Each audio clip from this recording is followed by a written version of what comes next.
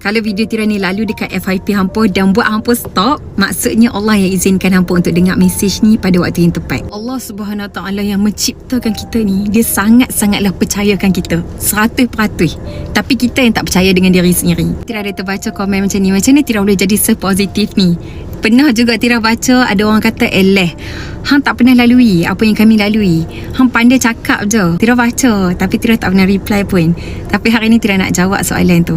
Dalam Al-Quran ada sebut, apakah manusia mengira bahawa mereka akan dibiarkan dengan mengatakan kami telah beriman sedangkan mereka tidak diuji. Ada orang pun dalam dunia ni yang tak diuji. Tira rasa Tira pun sama je macam orang lain. Masa awal-awal dapat ujian tu, Tira pun tantrum, Tira pun menangis, Tira pun tanya juga ke Allah, ya Allah, kenapa engkau uji aku macam ni?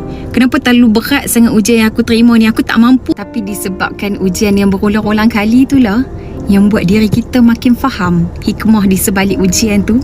Pemikiran kita pun dah tak sama macam dulu. Kita semakin bertumbuh dan jadi versi yang lebih baik lagi. Disebabkan ujian tu jugalah yang buat kita cakap pakai hati.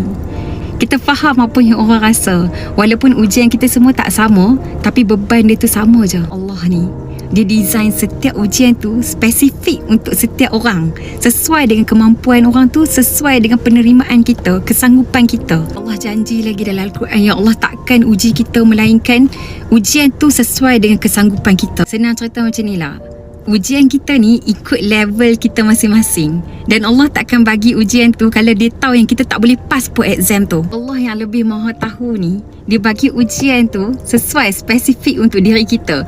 Dan Allah yakin sangat-sangat yang kita boleh dapat high score. Allah yang maha tahu, maha boleh, maha menciptakan kita ni lebih tahu, lebih yakin dengan diri kita sendiri. Tapi kita yang tak percaya dengan diri kita sendiri. Cuba ambil masa kita untuk kita duduk dan tanya diri kita. Yes, betul, ujian kita sekarang ni sangat-sangatlah berat. Memang betul-betul menguji keimanan kita sampai tahap dah habis limit dah. Tapi adakah Allah yang maha mengetahui, maha berkuasa, maha bijaksana, maha tahu isi hati kita ni? Takkanlah Allah tak tahu apa yang terbaik untuk kita. Takkanlah Allah bagi ujian ni tanpa sebab yang besar. Allah dia bagi ujian ni sebab dia nampak sesuatu dalam diri kita. Dia nampak potensi yang besar dalam diri kita.